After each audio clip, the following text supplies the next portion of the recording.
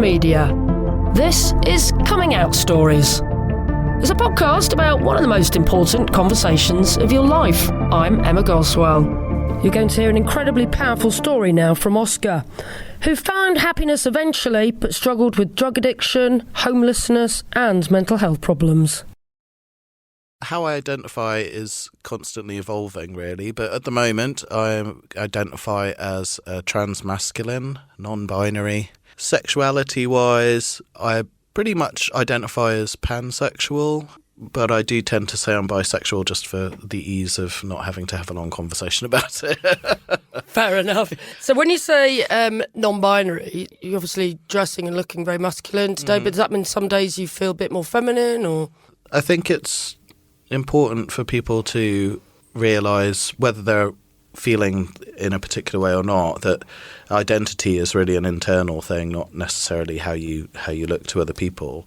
For me, a non-binary is that you see gender on a spectrum, which is basically how I've always thought of gender. And so nobody is absolutely male or absolutely female. There's always a mix of the two.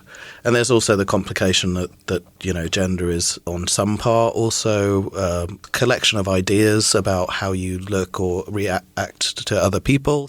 So I feel like me a lot of the time. Sometimes I feel more of the old me than I feel of the new me. I mean, it's a very complicated question, basically. Also, like, as I gotten older, the idea that I am me in isolation to the world is a bit ridiculous. So, like, I am me in contact with people and situations at any given moment. So my identity is as fluid as my gender. And you've had quite a few coming out stories, haven't you, really? Yeah, I've had a series of coming out stories. So initially I came out as a lesbian. As I was growing up, there was very little language or information about identities other than heterosexual binary gender identities. And tell us where and when you were growing up. Well, I was born in the 70s, so I grew up in the 70s and 80s and 90s and 2000s and still growing up. But I was born in the Midlands in the UK, and then when I was about 4, we moved to Trinidad in the West Indies, which is where my father's from. Okay. And what was it like, spending your formative years and your childhood, really, in the Caribbean? It was, in many ways, idyllic. It's a beautiful island, and it's possibly one of the few places in the world which really celebrates a mixed race identity. Obviously, I'm mixed race. I'm many different ethnicities. And Trinidad is one of the few places I've been that genuinely celebrates that. That's good, but do they understand gay people? Because initially you were growing up as a woman and you came out as a lesbian. How did that feel? Yeah, I mean, I didn't really come out until after I left Trinidad, because I was 11 when I left. My mum brought us back to the UK. I mean, I was just touching on the edges of it. So when I was in Trinidad, we started to have the first sort of stories coming out about the AIDS crisis. So I remember that happening. And that was probably the first time I'd ever really come into contact with the idea that, a man could love a man and a woman could love a woman. It was a confusing and also exciting time, because I was starting to recognize something of myself in the stories of the people that I was hearing about, but also there is this like terrible thing happening, and essentially there's like lots of rhetoric about whether or not this was something that was supposed to happen, if it was a good thing, or like, did God punishing gays, that kind of stuff. So, and was it quite a homophobic place then, do you think? Yeah, well, Trinidad been changing over the last few years. Like, they had their first Pride last year, 2 years ago. Great. The groups who are campaigning for rights, LGBT plus rights in that country are very vocal, and they're getting a lot of coverage, so that's very positive. But it is a very conservative, religious country in the sense that there are lots of very vocal, strongly opinionated, mainly Christian groups. It's a hotbed of activity for Mormons and Seventh-day Adventists and evangelical Christians who come to do their missions, like missionary stuff. Okay. So they're very active down there. So what was it like going to school in Trinidad then? It was intense.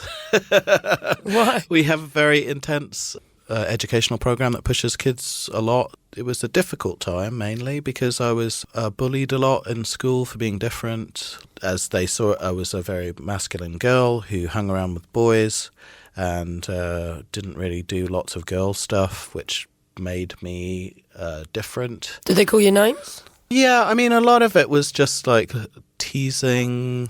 Girls would say things to make me feel like I didn't really fit in or like wasn't doing girl right. There were some physical moments, but mainly it was just like low-level humiliation, that kind of stuff. So, and you were sort of processing the fact that you thought you were gay. You thought you were a lesbian. Well, yeah. I mean, I knew I was different.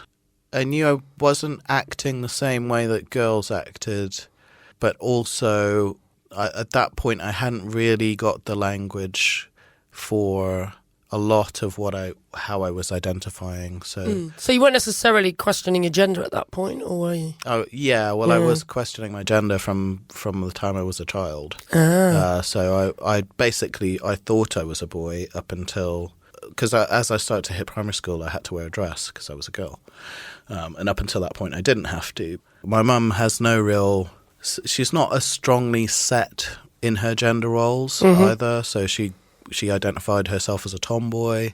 When she grew up, she wanted to be a cowboy. Wonderful. She sounds great. Yeah, she was brilliant. How was it when you had to suddenly wear a dress then? I imagine that was horrific. It was, yeah. I wore shorts underneath my dresses quite often as a way of like protecting myself. But yeah, I hated it. And also like when I was teased for being in a dress, that was like even more upsetting because I was already vulnerable in a dress and then I was being made fun of because I was wearing a dress. So. And did you feel like you were just wearing the wrong clothes when you wore a dress? Yes, basically. Yeah. I mean... Oscar, you're just lucky you didn't have my mother, because I didn't have a school uniform. And my mother invented this thing called Dress Tuesdays, and she used to make me wear a dress on a Tuesday. Oh, my gosh. Do you know what I did? Run and hide. Yeah, get up really early. Yeah. And then it would happen on a Wednesday. She's like, you didn't wear a dress yesterday. You've got to wear one today. I would absolutely have, yeah. I mean, I had to wear a dress as my school uniform, so I just sucked it up. That's what I did. I had to wear a dress for my first Holy Communion. That was horrific. I mean, I only wore it because my mum made it. But it was like, that was a terrible, terrible time. And then I had one dress that I had to wear. I think I was on my 6th birthday, and I think that was probably the last time my mum made me wear a dress. She made me wear it for my 6th birthday party, and it was like horrible. So, yeah, that was the last time she made me do it outside of required parameters, I think. Okay. And then when was the first time that you sort of expressed any of this? Because it was your mum that you first came out to, wasn't it? Yeah. In terms of sexuality, I came out quite early. So as I moved to the UK, it was probably like 12, 13. She was, okay with that. It's just like, you're part of the family, that's not going to change. And then what about your dad? My dad was okay about it. Basically, my mum told him, I think it's quite amusing, they probably don't, but basically she went with like hard news, soft news. She said, basically was like, your daughter's addicted to drugs and she's a lesbian. And my dad was like, I don't care who she sleeps with as long as she gets off the drugs. So that was really basically the in and out of it. Well, I'm glad you're laughing about it now, Oscar, but I'm guessing at the time that was quite stressful for you and your family about the addiction side of things. Yeah, I mean, I got into substance abuse at a very young age. I was just about 11, 12 years old. Yeah, I basically got into drugs when I came back to the UK. So I came back from what was a very strict conservative school environment where you like stood when the teachers talked to you and when they entered and left the room, to a high school in one of the more challenging parts of London where kids would throw things at the teacher and tell them to piss off and that sort of stuff. So it was a huge culture shock for me. And also like just coming into the UK with the levels of segregation and racism that existed compared to the country that I just come from. That was also a huge shock. But I came over, I made some friends, and within the first sort of year, we'd started experimenting with drugs and stuff. So looking back on it now, I see that it was a way of me coping with what was going on, but it wasn't in any way helpful to me. So what were you doing then, if you don't mind me asking? The short answer to that is whatever I could get my hands on. Okay. I guess in terms of long-term use, consistent long-term use, it was mainly pot. But there were also other drugs or substances, because they weren't all drugs, involved in that usage from about up until the age of about 30, when I decided I just couldn't do this anymore, where I was just using stuff to numb and cope with what was going on. So were you drinking as well then? No, I'm not a fan of alcohol, I have to say. I'm really lucky that way. I don't really drink. So what was it eventually made you think, I can't live like this anymore? I'd been homeless a couple of times, and I was staying at my ex's flat. She'd got a place, and I'd just spent a year with a sort of extreme kind of agoraphobia. I'd been really depressed. I'd had lots of mental health issues, and I'd spent about a year on a sofa refusing to leave the flat, and I was basically waiting to die at that point. And I just had this moment where I asked myself really honestly, if you were going to die right now, would you just let yourself go? And the answer was no. I would try and stay alive. And so I thought, well, if that's true, if I really want to live, then I should just kind of try and do that. And that was the start of a very long journey out of mental health and abuse issues, drug abuse issues. And you think all of that was because you were struggling with your sexuality or your gender identity, or both? My sexuality was never really an issue for me. I always saw that as a soft way out. My gender identity I struggled with a lot more. The first time I tried to broach the subject with my mum is usually the person I talk to. My dad's not very conversational. I'd just seen a documentary about a trans guy who was going to Amsterdam for the first sort of surgeries that they were offering female to male people. And I was just like, wow, that's me, And I tried to tell my mum, and she was a bit freaked out by it. She was a bit scared by it. I remember her saying, what kind of life are you going to have? And I was so affected by her reaction that I just backtracked and kept that a secret, which I'd been doing anyway, pretty much my whole life. And so I just went back to being a lesbian for about 30 years. No, 20 years. So I came out again at 35. Wow, 20 years of trying to be a lesbian. Well, you're not a very good lesbian, Oskar. I had my moments. I probably would have been a good lesbian if I wanted to be one, if I'd wanted to stay that way. I mean, there's a certain amount of kudos that comes with being a butch woman. There's a definite market of attraction that people, women find that attractive. And I was like, hot property. Nice. Yeah, well, maybe, I don't know. I wasn't able to sort of engage with it as much, maybe to have taken advantage of that. But you had girlfriends? Yeah, I had girlfriends. Yeah, for sure. So I may have been a good lesbian. So was she disapproving of? Was she more worried about how other people would accept you, I think? Yeah, I mean, she was totally worried. I mean, as a young person, I read that reaction that she had as her being not disapproving, but just afraid of what that meant if it was true. And obviously, when you see your parents afraid, that's quite an affecting thing as a child. Our relationship has just become really, really amazing in the last couple of years. And so I've had this conversation with her about when I first came out. A lot of it she doesn't remember. I think I basically said, I thought you were ashamed of me.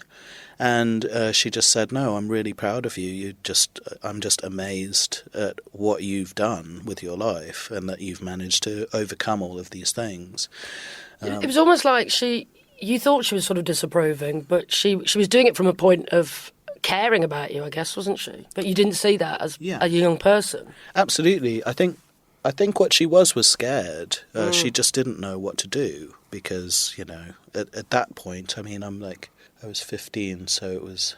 Gosh, that's early on then. So came out as a lesbian at 13 and then as being trans at 15. That's early on. Yeah, I mean, that was 88 when I came out when I was 15. So literally the idea that the female-to-male transsexuals existed was a complete sort of new thing. And the only role model I had at that point was someone called Buck Angel, who was at the time a porn star.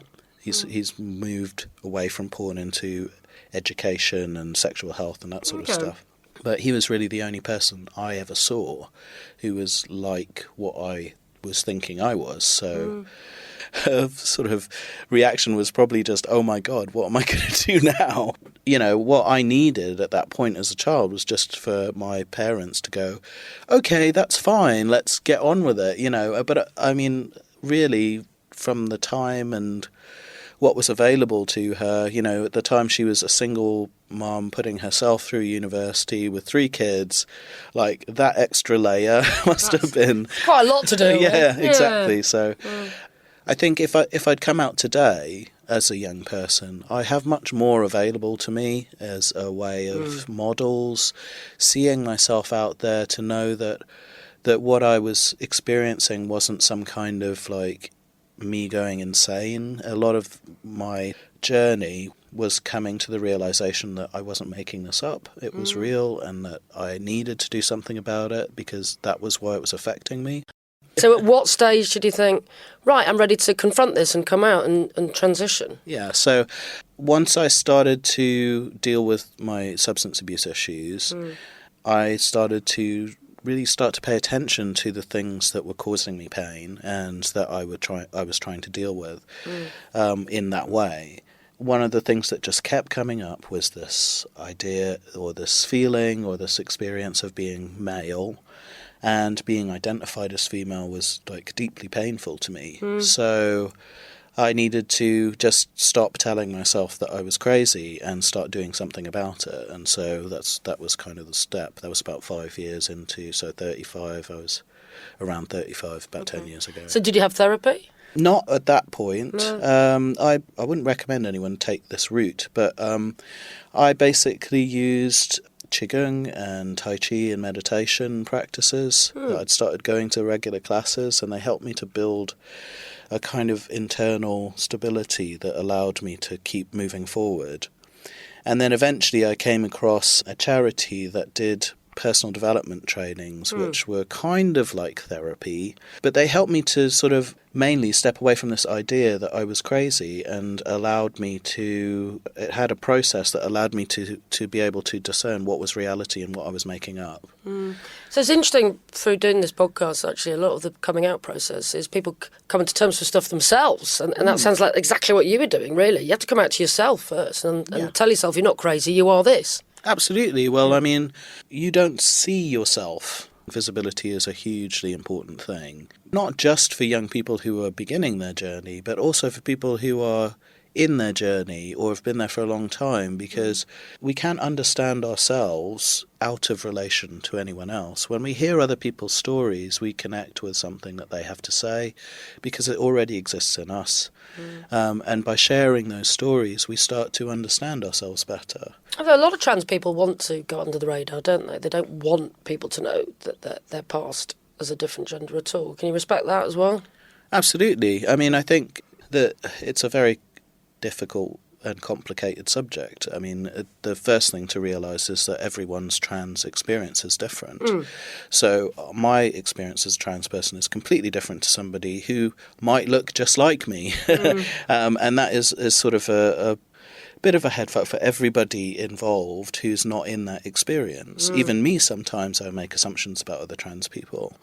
I talked to a friend of mine, and they basically said the problem is not that you are in the wrong body or you have problems with your gender. The problem is that society doesn't have the scope to understand your experience, and so they make us wrong. Our experience of gender as trans people, or my experience as gender as a trans person, is incredibly unique in the sense that I am not attaching my deep identity to that gender.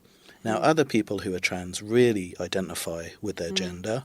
They're very binary, and they don't want to be reminded of a time when they were traumatized continually by being identified in the wrong way. I mean, if you go to a toddler a little toddler girl or a little toddler boy, and you go, oh, that's a really sweet little boy when it's a girl, and just watch how they react to that. Now, that is what's happening inside of a trans person every time you misgender them, because they are just trying to keep that contained in order to function in society. You know. So when you were, you've gone through the processing and you've got off the drugs, what was the process like for you in terms of coming out and having that conversation again with your mum, but years later? That was there were a series of conversations, and it's an ongoing conversation actually with my family, because we don't live very close to each other. So a lot of my family moved back to Trinidad. I stayed here, obviously, because it's safer for me.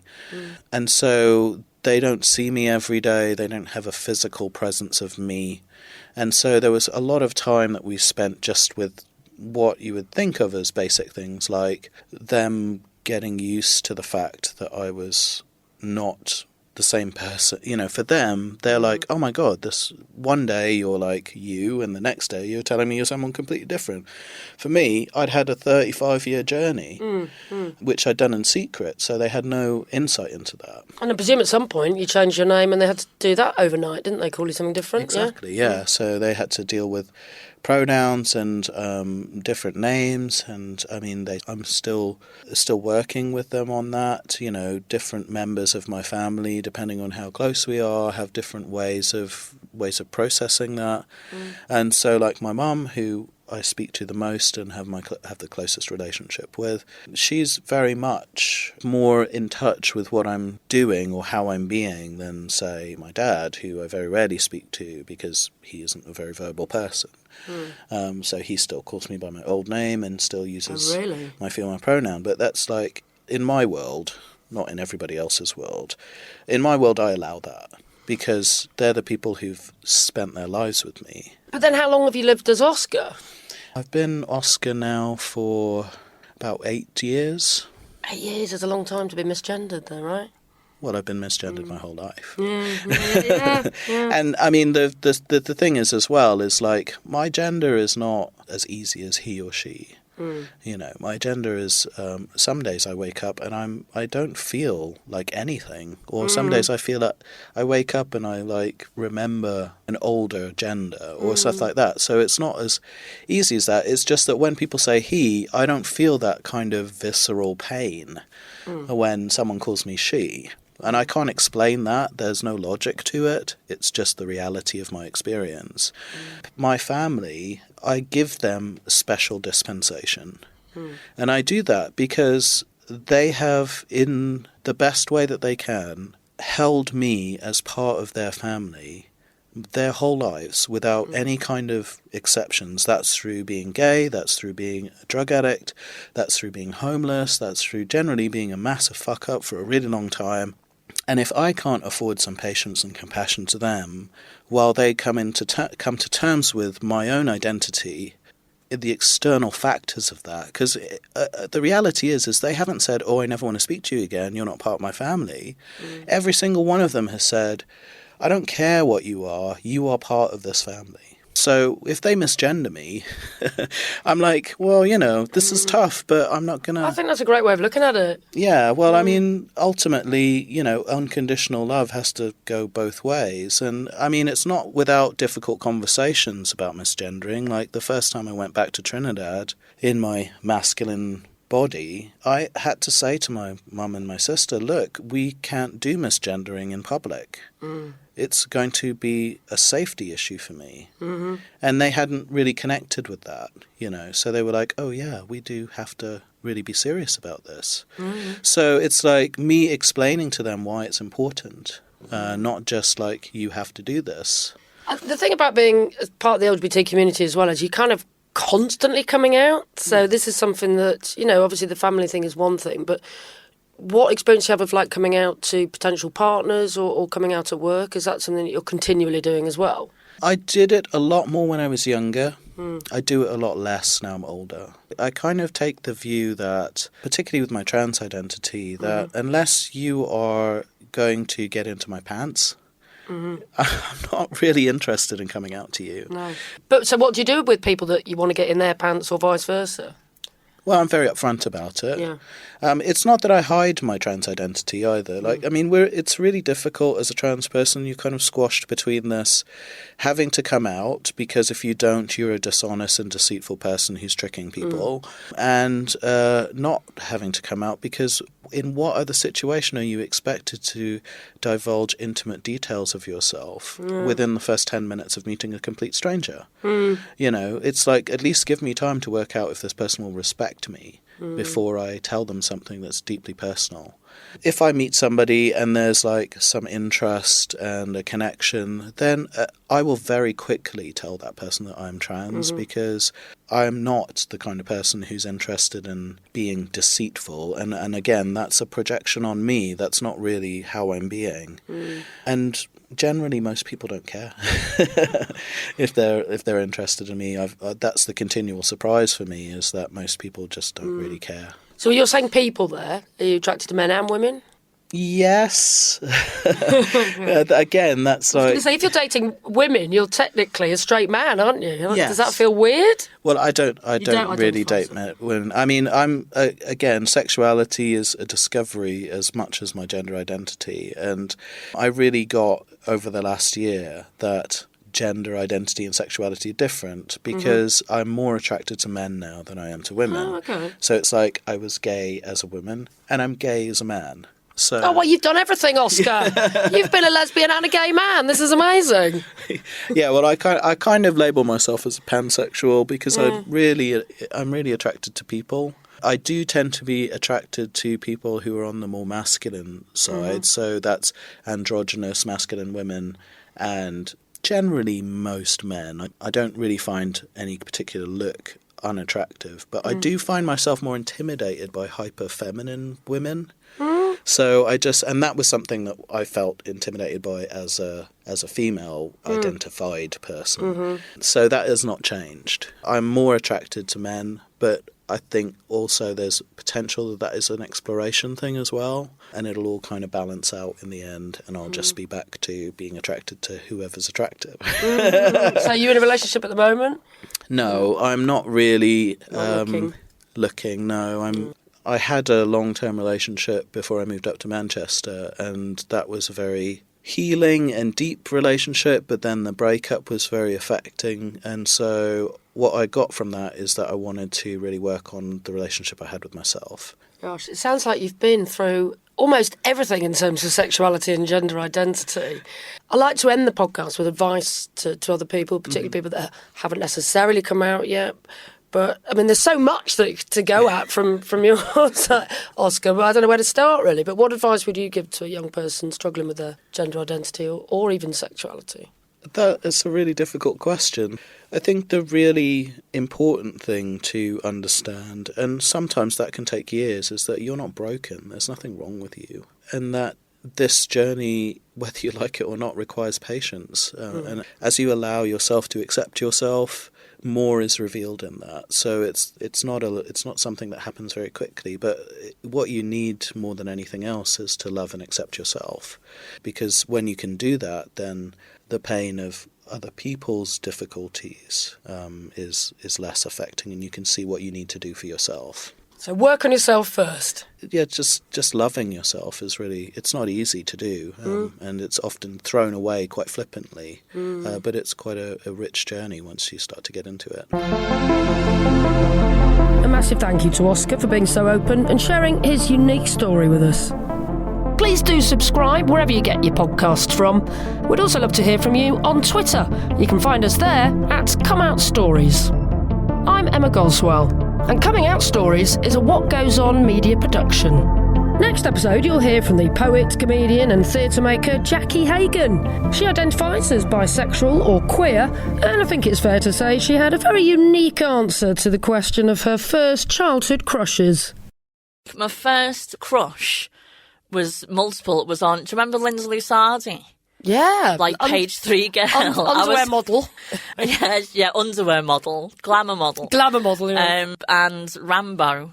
You know, Rambo, the Rambo? character. Actual Rambo, yeah. Okay, yeah. And Boy George. So take that, Kinsey.